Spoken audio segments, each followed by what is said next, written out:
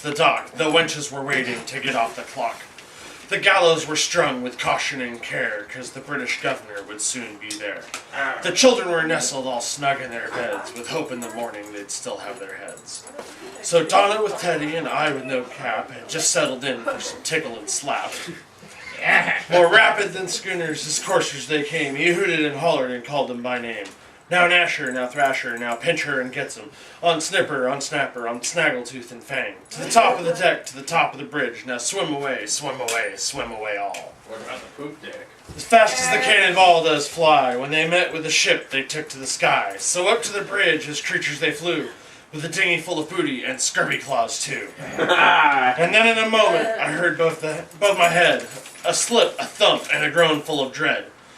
When out on the bay there rose such a clatter, I sprang from her berth to see what's the matter.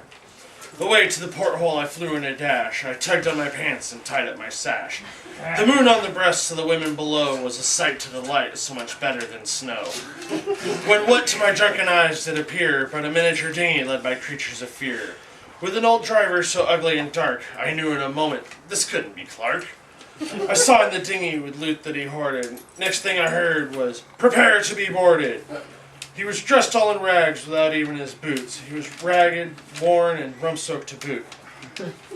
A bunch of my stuff was flung on his back, and he looked like a thief who just stolen my sack. His eyes, they were clouded with rum and the like. His beard harbored beads that shone in the light.